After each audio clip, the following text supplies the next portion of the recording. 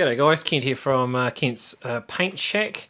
I've been asked by a few guys if I will show how I do my basing. I pretty much do my basing all the same for my armies, and I use Sally's Permafill as the basing material. I don't glue the figures on first.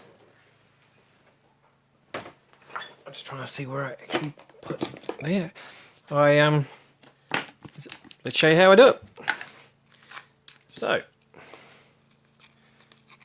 just scrape out a little bit. Usually I set my miniatures up how the ones that I want on the base before I actually do this, because it can be a right pain putting miniatures on and then finding you've stuck all the ones with blonde hair or all the ones with jackets. So I'll just do a couple showing how I do it, and then we'll pause.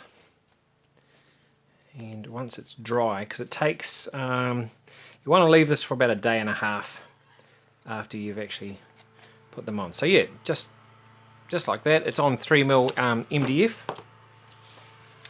and then let's start here. Hopefully we're still in shot. So just gently press them in to the Permafill. Once it's dry, it is rock hard.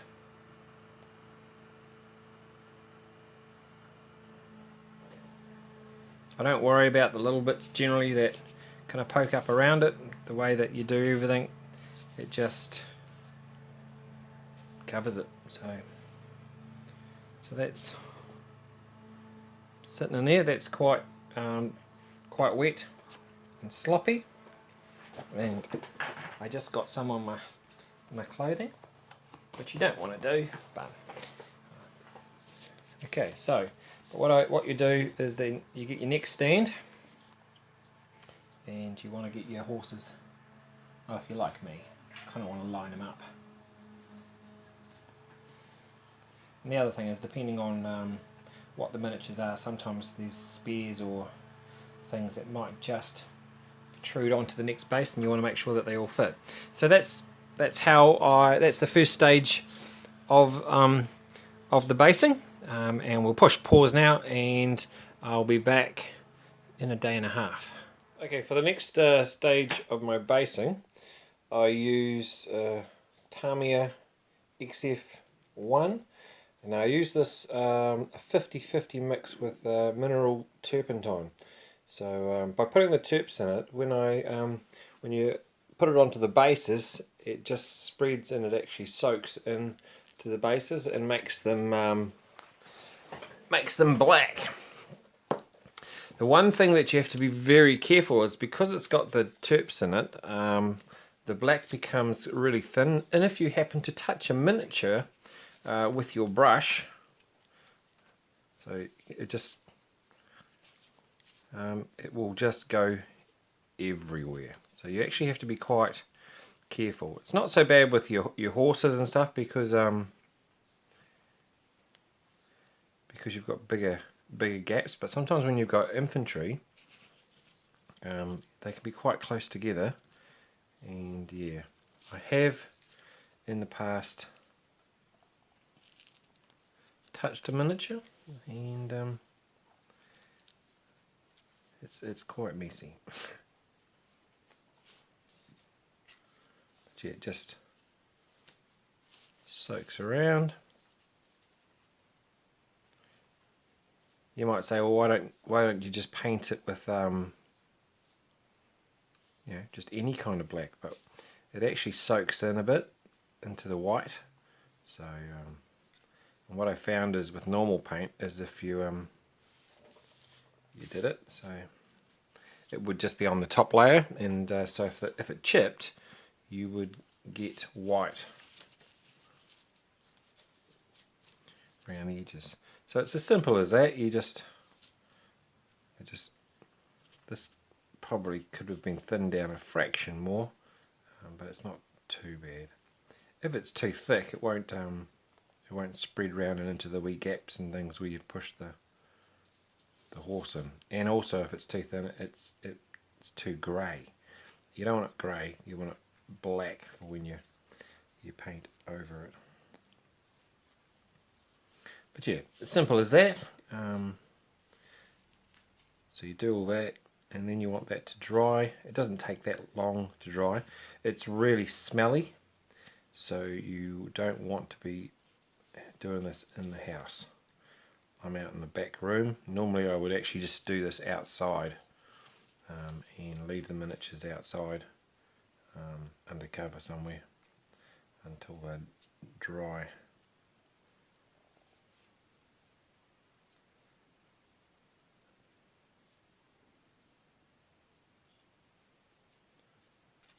Yeah, okay, so I'll stop the video there and I will complete the rest. But yeah, the bases are, I mean, it's rock hard, and it's as good as being glued in, if not better. Yeah, and then just blacken all the bases like that, and that's that stage done. G'day guys, back again. So the black's been done, the black's dry, and now I use a Citadel Rhinox hide as the first layer. Then I dry brush on English uniform, which is Villaggio, and then I dry brush on a dark sand. It's not what I do if I'm doing a if I'm doing like a rocky kind of base. I'll do, what is it, green ochre in between the English uniform and the dark sand. And also, of course, there's three different kinds of, like there's sand and then small rocks and then bigger rocks in there. Anyway, let's get on to this anyway. Are we in shot? So pretty much I just paint the base after I throw my brush around. Just paint the base over with that. I mean, it doesn't matter if you leave a little bit of black, but you don't want to leave too much.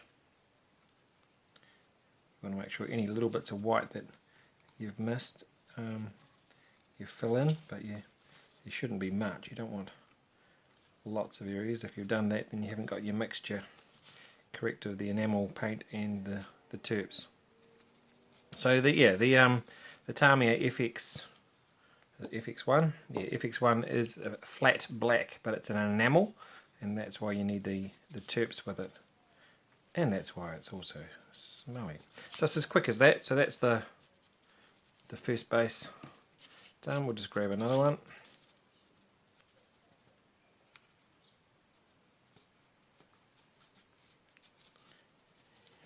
But you want to make sure that each coat is dry. So you don't want to go quickly dry brushing on the next coat onto this one before it's dry, because what will happen is it will start to change the colour. It just doesn't look right. So yeah, so it's pretty easy. So that's the second or the first coat of the browns done. Like that. So simple as that. And I'll let that dry, and then we'll come back with the next highlight. Okay, so we've got the Rhinox hide brown done.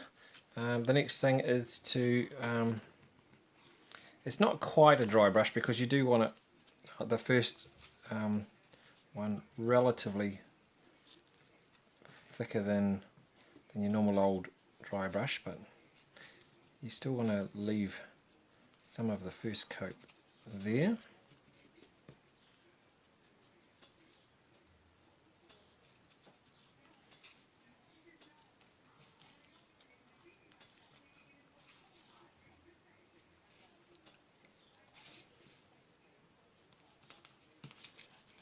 Okay, and you don't really want it you don't actually want it that even. So that's what it looks like with the English uniform on it.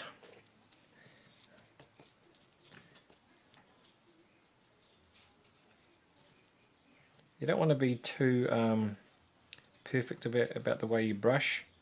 Where you've got little edges that make good muddy bits or rocky outcrops, you can drag across it, but otherwise don't drag long bits of smooth stuff, because you just get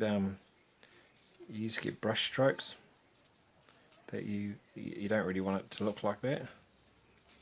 It's a bit like that on the plastic stands. You don't want it to be perfectly painted flat in the colour that you're doing. What I like about the filler that I use is that quite often it will dry with cracks and all kinds of, see, there's a little bit to touch up there, but just little bits all over the place that you can do, dry brush over, and it looks quite neat. The other 4 I've only just done, so they're still wet, so we won't do those. So we'll leave it there, and I'll come back with the next dry brush. So the next one, as I said, is dark sand. It's a Villaggio colour, and we just want to, probably should be using a bigger brush to do this rather than the smaller one.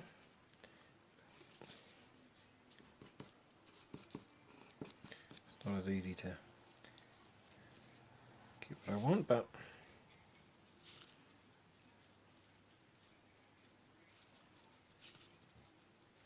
yeah, so just dry brush through there.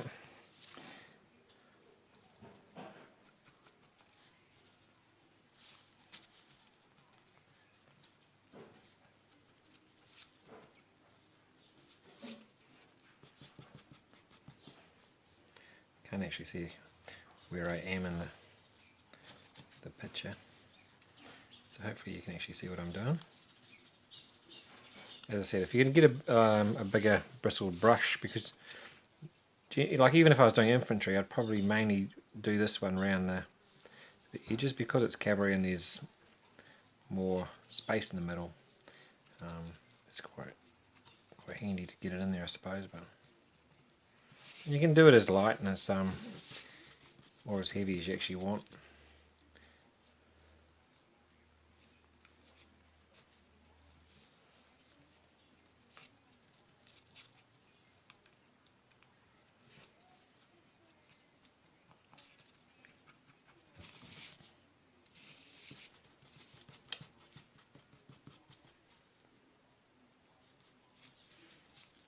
So it's actually a pretty quick process, and if you're doing a lot of stands, it's great. Obviously, as I said, I wouldn't use the same process if I was doing sand.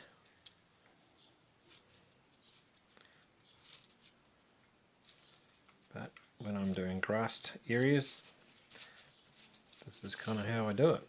So, I mean, a lot of it gets covered up, but some of it doesn't. Yeah, so you might be able to see better with that one. You can see all the, it's better when you put your plaster on, your polyfiller I should say, not to smooth it out too much, but to actually let it have the little areas there where, like there's an indentation, you've got the dark where the black is, then the brown, dark brown, and as you've dry brushed, it's just left more of that. So yeah, so that's that. It's ready to put some grass on, which I will do in a second. Okay, guys, so the grass that I use majorly, well, most of the time is probably what you want to say, is Warlord Games spring grass. I got this off a place called Mighty Ape, but you'll have your own places to get it. And I have a ice cream container with that in the bottom ready to go. So I use a little bit of PVA glue, and I don't just cover every area. I kind of dab it around.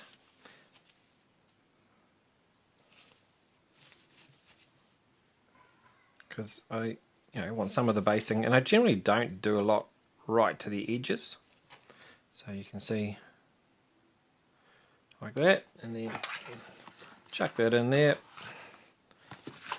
Sprinkle it over. I know some of you guys have got your special applicators, but I don't. I'm just a poor wargamer. And usually I'll do that a couple of times. Sometimes I get the back of a brush and just kind of go in there like that. Sometimes don't. And then you have your end product, which should be pretty much like something I did. With these command ones I put a bit of the old foamy type stuff on, but generally that's it. I ran out of the old tough grasses and things a long time ago and didn't have the money to replace, so that is how I do my basing. So the basing is all finished, but I've also had questions not just about the basing but also about how I do my flags. Obviously with these guys you get this glossy sheet of paper. Well, I don't like using that at all, so I've made copies of it, and simply you cut out your copy like that, so it's all ready to go. You make sure you know which side which is the top and the bottom when you look at the words, and you simply, actually I'm going to use a clean piece of paper underneath it, it doesn't even bother me that it's this, and you just glue the whole thing with PVA. Just happens I've used the PVA brush that just did the glue for the grass, so that was really stupid. But hopefully I'm not going to look stupid doing this. So we need to make sure it's still up the right way. Right, so it's all glued, the whole thing, the whole back of it, both sides. And now you just wrap it round and you line it up. You don't want too much white anywhere, and then squeeze it around the pole. Okay, so I've got it going this way a bit because the eagle's here, so I want to start off a little bit of grass poking out of my flag, which is great, there. But obviously no one wants a straight flag, and the thing is you've been asking about, well, how do I get my flags? So I leave that there for a couple of minutes maybe. So what happens if you don't leave it too long, what happens is it just kind of breaks apart when you start to bend your flag. But if you leave it just a couple of minutes, then the glue soaks into the paper. Now it soaks into this paper, which is just normal photocopying paper. I've photocopied that glossy sheet. It soaks into that better than it does the glossy sheet. That's the reason that I do it. And I don't do it on a cheap one. I actually am a printer, so I do it on the huge big digital machine at work. So if I didn't have that available to me, I would go to a copy shop downtown that had a decent digital printer, and I'd get the flags copied. So we're going to, hopefully, I'd probably normally leave it a little bit longer, but I'm going to see if I can. So we're just going to bring it down here, which hopefully you can see, and then I'm just going to start bending it around because I actually want it to come back in the direction that the horses are going. It's not quite right because it's starting to separate a little bit, so I'll just have to be careful. But by doing that, you don't have a straight flag anymore, and you can still adjust it. See those little bits of white on there? So let's see if I can bring it down. See the little bits of white? I'll probably get some gold paint and just put it in there and then dull it down so it's not too bright. But and that's how I do the flags. It's as simple as that. Cut it out, make sure you get off all the white around the edges, PVA the whole back, wrap it around, wait a couple of minutes, and then start to manipulate the flag as though it's blowing in the breeze in the direction that the horses are going, or for guys walking you have a bit more play. In this one here, I wanted him so it was kind of draped downwards, because it was over his shoulder and kind of hanging down, whereas this one here, you know, it's kind of floating in the breeze behind him. So, and I bent the pole severely the other day when I put that huge big robot thing that I had down. But that's all right. Yeah, so that's it. So I hope that helped you with the basing and with the flag. So cheers, guys. If you if that was good, please leave a like. If you're not a subscriber, hit that subscribe button, and definitely leave a comment. And maybe you've got something that you do that's similar, but you do something else. Hey, let me know, or let the others know, because there's been people out there asking, you know, about basing. So cheers, guys. Take care.